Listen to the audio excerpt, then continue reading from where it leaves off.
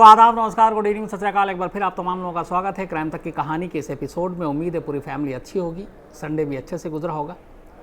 आज की कहानी शुरू करूं उससे पहले लगातार मैं आपको सैटरडे से ही एक सैमुअल एंड रोजी की तमाम जो उनकी मौत की मिस्ट्री है, उससे जुड़ी हुई सारी चीज़ें हैं, जो पहलू है, वो आप तमाम लोगों तक सामने लाने की कोशिश कर रहा हूँ। और उसकी वजह ये भी है कि हमारे बहुत सारे जो क्राइम तक फैमिली मेम्बर हैं और बाकी लोग हैं, उनका ये मानना है कि शायद नॉर्थ ईस्ट की ख़बरों के साथ, नॉर्थ ईस्ट के लोगों के साथ, उनकी न्यूज़ के साथ हम लोग उतना इंसाफ नहीं कर पाते हैं। और मैंने आपको उस दिन भी बताया था कि नॉर्थ ईस्ट के एक वीडियो को देखकर और एक क्राइम तक फैमिली मेम्बर ने उसे भेजा, उसके बाद हमें लगा कि नहीं, इस स्टोरी को आप तक पहुंचाना चाहिए और इस मुहिम में जस्टिस के कहीं ना कहीं जो भी रोल प्ले हो सकता है वो करना चाहिए। तो इस सिलसिले में सैमुअल के फादर से भी बात की, मिस्टर गांगुली से। हमारी टीम में सुनील मौर्य हैं, उन्होंने बात की पूरी और वो सामने आपके रखा। चिराग गोठी और सुनील मौर्य गुरुग्राम भी गए, दिल्ली में भी गए और दिल्ली पुलिस और उन लोगों से बातचीत की, अस्पताल भी गए, डॉक्टरों से बातचीत की, वो सारी चीज़ें आपने कहानी देखी। अपडेट इसमें फ़िलहाल ये है कि जो रोज़ी की मौत हुई और जो रोज़ी की पोस्टमार्टम रिपोर्ट है, उसको लेकर एक बोर्ड बनाई गई है। गुरुग्राम पुलिस ने ऑलरेडी एक SIT बनाई है, तो वो उसको देखेंगे, एक्सपर्ट्स ओपिनियन देंगे कि उस पोस्टमार्टम रिपोर्ट में मौत की असली वजह क्या है। दूसरी तरफ सैमुअल की मौत, जो पोस्टमार्टम रिपोर्ट है, उसमें शुरू में यही था कि दम घुटने से हुई है, लेकिन फैमिली का इल्ज़ाम है कि उनके जिस्म पे चोट के अनगिनत निशान हैं, दांत टूटा हुआ है, होंठ भी ज़ख्मी है, बदन पे भी बहुत सारे और ज़ख्म के निशान हैं, तो वो सुसाइड नहीं हो सकता। तो उसकी भी जांच दिल्ली पुलिस कर रही है। तो एक तरफ गुरुग्राम की SIT जांच कर रही है, एक तरफ दिल्ली पुलिस जांच कर रही है। अब इस मामले में आगे क्या कुछ होता है, जो भी अपडेट होगा हम लगातार आपको क्राइम तक के ज़रिए देते रहेंगे। और जब तक किसी नतीजे पर नहीं पहुंच जाए, हमारी कोशिश यही है कि पूरी टीम इस खबर पे अपनी नज़र बना के रखेगी। अब आते हैं आज की कहानी के ऊपर। टीज़र आपने देखा होगा और सोशल मीडिया की बहुत सारी कहानियां भी आपने सुनी होंगी। आज की कहानी एक ऐसी अफसोसनाक कहानी है जो एक मजाक से शुरू होती है, और कई बार ये कई ऐसे मुहावरे, कई ऐसे किस्से मैंने सुने हैं जिसमें मजाक जानलेवा बन जाता है। लेकिन ये कहानी ऐसा जानलेवा बनेगा कि इसकी वजह से एक नहीं बल्कि 3 लोगों की जान जाए, ये सोच के भी अजीब लगता है। ये अफसोसनाक कहानी केरल की है, साउथ इंडिया की। केरल के कोल्लम ज़िला की है, और कोल्लम ज़िला में भी एक गांव है, कुल्लू वथुक्कल। कुल्लू वथुक्कल गांव, 23 साल की रेशमा इस गांव में ब्याही गई, उसकी शादी हुई। उसके पति विष्णु, वो देश के बाहर जॉब करते हैं, शायद गल्फ़ में।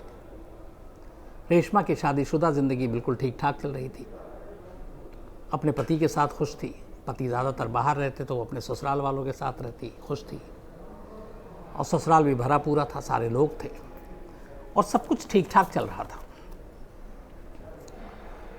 इसी दौरान जनवरी के महीने में, ये 2021, मतलब करीब 5 महीने पहले,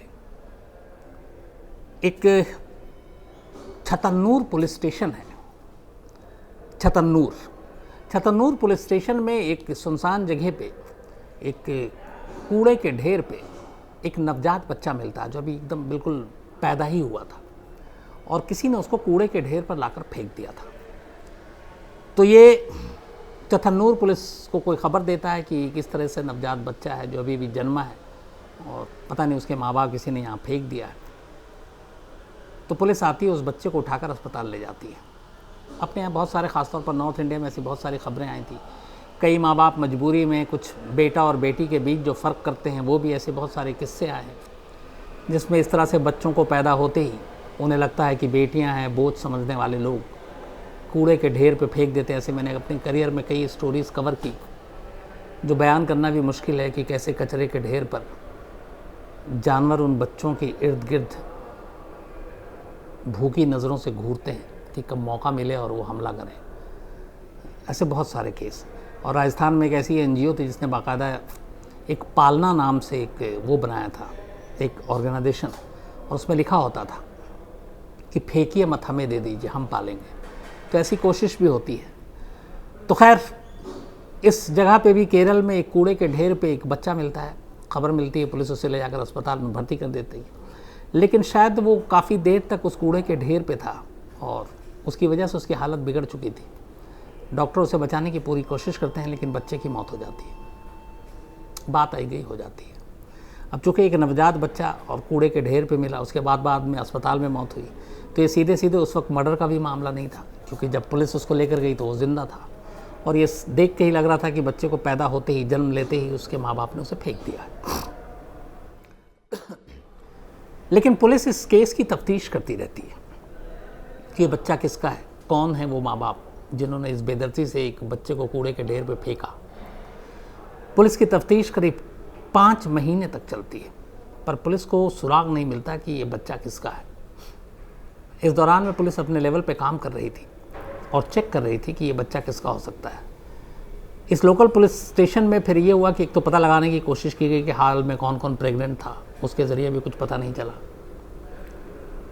फिर उन्होंने कुछ डीएनए कराने का फैसला किया और इत्तेफाक से 5 महीने के बाद इस बच्चे का डीएनए एक महिला से मैच कर जाता है और उस महिला का नाम था 23 साल की रेशमा, जिसका पति विष्णु विदेश में काम करता है और रेशमा यहाँ रहती है अपने ससुराल वालों के साथ। तो पुलिस को ये पता चल जाता है डीएनए से कि इस बच्चे का बायोलॉजिकल माँ बाप जो है वो रेशमा और उसके पति विष्णु है। इसके बाद पुलिस रेशमा के पास पहुँचती है, उससे पूछताछ करती है। पूछताछ करने के बाद रेशमा के पास कोई चारा नहीं था और वो अपना जुर्म कबूल करती है कि हाँ, उसने इस बच्चे को फेंका। अब यहीं से एक अजीब सी कहानी शुरू होती है। जब ये पता चलता है कि रेशमा को पुलिस ने पूछताछ के लिए उठाया और पकड़ा और एक नवजात बच्चे को कूड़े के ढेर पे फेंका है, तो सबसे पहले रेशमा के तमाम जानने वाले, ससुराल वाले, उसके अपने यहाँ तक के घर वाले हैरान रह जाते हैं, क्योंकि उनमें से किसी को पता नहीं था कि रेशमा प्रेग्नेंट है या रेशमा ने किसी बच्चे को जन्म दिया है। तो उन सब के लिए ये था कि वो रेशमा के सपोर्ट में आकर खड़े हो गए कि रेशमा ऐसा नहीं कर सकती, क्योंकि रेशमा तो माँ बनी ही नहीं, उसने किसी बच्चे को जन्म ही नहीं दिया, वो तो प्रेग्नेंट ही नहीं थी। और उनका कहना था कि हम घर वाले हर वक्त साथ रहते हैं तो हमें पता चलना चाहिए था कि ये प्रेग्नेंट है। अब यहाँ पे पुलिस भी हैरान। फिर रेशमा के पति विष्णु को संपर्क किया गया। अब जब पुलिस रेशमा को ले गई तो फिर विष्णु भी भागकर केरल पहुंचता है, हिंदुस्तान आता है। और पुलिस तब हैरान रह जाती है जब विष्णु भी कहता है कि उसे रेशमा ने कभी नहीं बताया कि वो प्रेग्नेंट थी, मतलब पति को भी नहीं पता कि उसकी पत्नी प्रेग्नेंट है। अब मामला अजीब हो गया। लेकिन फिर रेशमा जो है वो कहती है कि हाँ, मैं प्रेग्नेंट थी और मैंने पूरी दुनिया से ये बात छुपाई, अपने पति से भी, ससुराल वालों से। अब यहाँ पुलिस और ससुराल वाले और बाकी तमाम लोगों का ये कहना था कि या तो ये बच्चा किसी और का होता तो समझ में आता है कि तुम छुपाओ, लेकिन डीएनए से ये साफ पता चल रहा है कि इस बच्चे की माँ तुम हो और बाप तुम्हारा पति है। तो इसमें कोई ऐसी पाप वाली भी बात नहीं थी कि तुम छुपाओ अपने पति से, अपने ससुराल वालों से। तो ये बच्चे की कहानी तुमने छुपाई क्यों?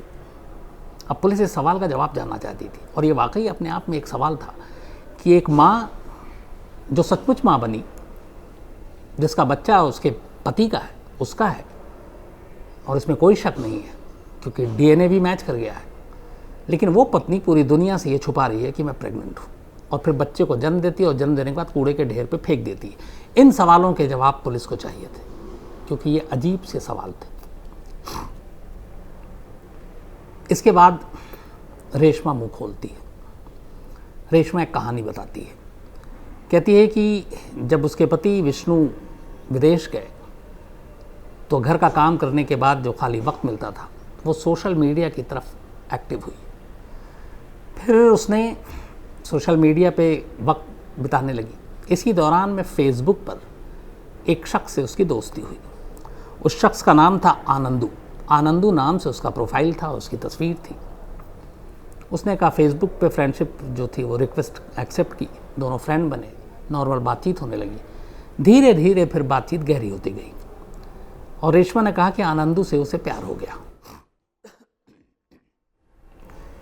इस हद तक प्यार हुआ कि रेशमा ने यह तय कर लिया कि अब वो विष्णु को छोड़कर आनंदू के साथ ही बाकी की ज़िंदगी गुजारेगी। रेशमा की उम्र 23 साल थी, शादी 2-3 साल पहले ही हुई थी। तो उसने कहा उस फेसबुक पे आनंदू से बात करते करते उससे बेइंतहा प्यार हो गया और उसने तय कर लिया कि वो आनंदू के साथ ही अब रहेगी, आनंदू के साथ ही उसकी खुशी है, और ये भी प्लान कर रहे थे। इसी दौरान में एक दिन रेशमा ने आनंदू को बताया फेसबुक पे कि वो प्रेग्नेंट है और माँ बनने वाली है। रेशमा आनंदू से कभी नहीं मिली, ज़िंदगी में नहीं मिली। जो फेसबुक पे बात होती थी बस वही बात होती थी, कभी उसकी मोबाइल पर भी बात नहीं हुई, मतलब सिर्फ टेक्स्ट के ज़रिए ही बात होती थी फेसबुक पर। ये लिखती थी वो जवाब देता था, या वो जो लिखता था ये जवाब देती थी। तो ऐसे ही एक दिन रेशमा ने बताया सच कि वो प्रेग्नेंट है और उसका एक बच्चा होने वाला है, लेकिन मैं तुम्हारे साथ ज़िंदगी गुजारना चाहती हूँ, तो ये बच्चा हम दोनों की ज़िंदगी में रोड़ा ना बन जाए, तो सलाह दो मैं क्या करूँ।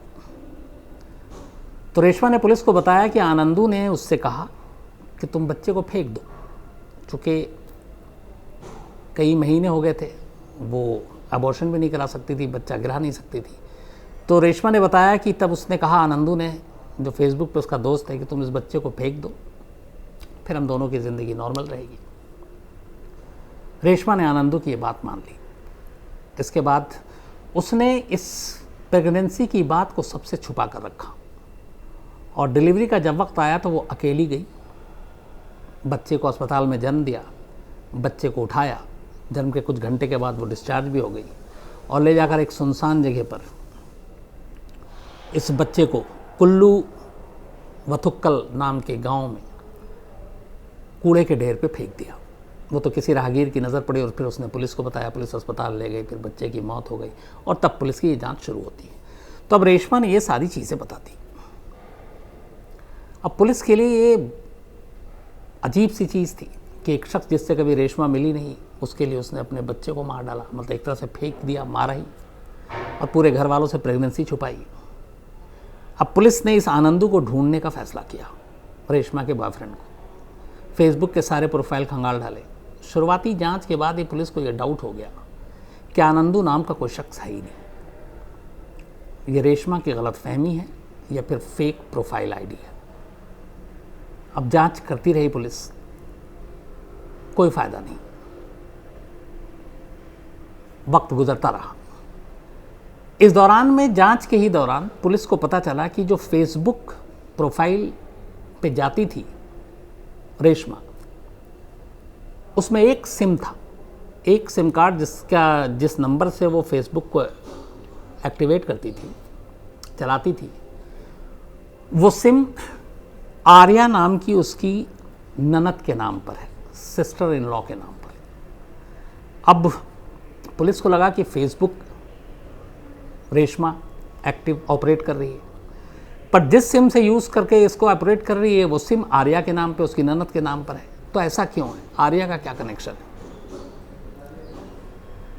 फिर पता चला कि आर्या के साथ एक और नज़दीकी, उसकी एक और जो रेशमा की भतीजी है ग्रीष्मा, उसके साथ है।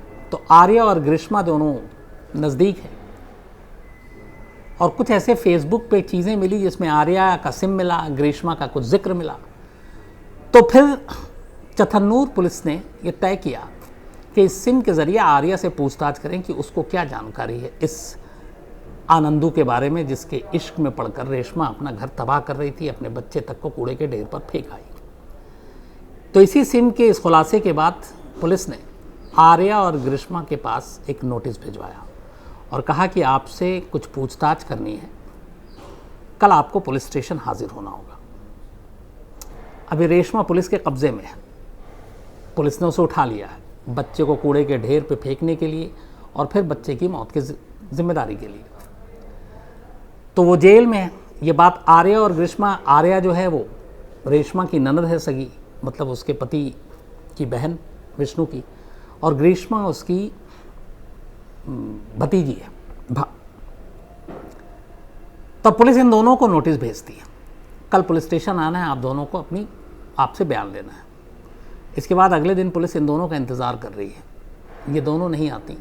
एक और दहलाने वाली खबर आती है। शाम को पता चलता है कि उसी गांव में जहां ये दोनों रहती थीं, आर्या और ग्रीष्मा, नदी से 2 महिलाओं की लाश मिली है। उन दोनों लाश की शिनाख्त होती आर्या और ग्रीष्मा के तौर पर। पोस्टमार्टम होता है अब ये देखा जाता है कि कहीं ये मर्डर या कत्ल तो नहीं है। इधर जो मेन सस्पेक्ट है बच्चे के मौत के लिए, रेशमा, वो पुलिस की कस्टडी में है। पोस्टमार्टम रिपोर्ट से पता चलता है कि इसमें कोई फॉल प्ले नहीं है, दोनों ने नदी में छलांग लगाई और डूबने से इनकी मौत हुई। फिर गाँव के कुछ विटनेस मिलते हैं जो बताते हैं कि हाँ, इन दोनों को नदी की तरफ जाते हुए देखा गया। अब ये पूरी कहानी पलट जाती है। एक बच्चे की ऑलरेडी मौत हो चुकी है, उसकी माँ पुलिस के कब्जे में है, और जिन दो लोगों की गवाही लेनी थी वो दोनों अचानक पुलिस के संबंध देते ही खुदकुशी कर लेती है। मामला आके फिर वहीं रुक जाता है कि असली कहानी क्या है। पुलिस की तफ्तीश जारी रहती है। अब पुलिस जीरो इन करती है आर्या और ग्रीष्मा के तमाम नज़दीकी ऐसे लोगों के बारे में जिनसे वो खुल के दोनों बात किया करती थी, जो उनके करीबी दोस्त हों। और इत्तेफाक से आर्या की एक बहुत ही गहरी दोस्त पुलिस के हाथ लग जाती है। पुलिस इससे पूछताछ करती है। आर्या की वो दोस्त एक चौंकाने वाला खुलासा करती है। वो बताती है कि आर्या ने उसे ये बताया था और ग्रीष्मा ने भी बताया था कि कहानी क्या है। इतना ही नहीं, आर्या की वो दोस्त ये भी बताती है कि खुदकुशी से एक रात पहले आर्या ने अपनी सास यानी मदर इन लॉ को भी ये कहानी सुनाई थी। इसके बाद पुलिस मदर इन लॉ को बुलाती है आर्या से, उनसे पूछताछ करती है और वो इस बात की तस्दीक करते हैं कि हाँ, आर्या ने ये बात हमें बताई है। वो बात क्या थी, इस पूरी कहानी का निचोड़ था। जो आर्या ने बताया अपनी दोस्त को, जो आर्या ने बताया अपनी सास को, वो कहानी ये थी कि आर्या की भाभी लगती थी रेशमा। हमारे यहाँ हिंदुस्तानी कल्चर में ननद भाभी में मजाक, जैसे देवर भाभी में होता है, का रिश्ता है। और ग्रीष्मा भांजी थी। लगभग सभी हम उम्र थे। जब विष्णु विदेश चला गया, रेशमा यहाँ ससुराल में अकेली, तो ननद भाभी के बीच अक्सर मजाक होता था, और ये मजाक हर घर में होता है। लेकिन इसी दौरान में आर्या और ग्रीष्मा ने एक नए तरीके का मजाक रेशमा के साथ करने का फैसला किया।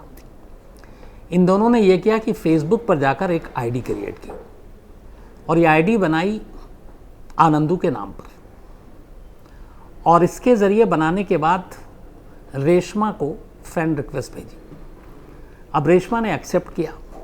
इसके बाद अब रेशमा और आनंदू के नाम से उस फेसबुक पे बातचीत हो रही है। रेशमा उसे आनंदू एक लड़का समझकर बात कर रही है, जबकि इधर से उस फेसबुक को जो ऑपरेट कर रही है वो आर्या और ग्रीष्मा कर रही है। मतलब ये दोनों अपनी भाभी और मामी के साथ मजाक कर रही हैं। लेकिन रेशमा ने इसको सीरियसली ले लिया। उसे लगा कि आनंदू नाम का शख्स वाकई एग्जिस्ट है, करता है, और ये है। और धीरे धीरे उससे प्यार हो गया, और ये लोग भी उसके प्यार के ऊपर इजहार भी करते रहे लगातार। और इस तरीके से एक झूठे फेक आईडी के चक्कर में पड़कर रेशमा एक झूठी मोहब्बत में पड़ गई और अपना घर बार सब कुछ छोड़ने के लिए तैयार हो गई। अब ये कहानी का एक पार्ट था। अब सवाल ये है कि एक मजाक था, दोनों एक्सेप्ट कर सकती थी, खुदकुशी क्यों की? तो जो पुलिस की छानबीन है उसमें ये है। अब यहीं पे दूसरा पार्ट आता है। रेशमा ने कभी अपने पूरे ख़ानदान, पति, सास, इवन आर्या, अपनी ननद या भांजी, किसी को ये नहीं बताया कि वो प्रेग्नेंट है। तो ये बात पूरे ख़ानदान से अछूता था। कोई नहीं जानता था कि रेशमा गर्भवती है।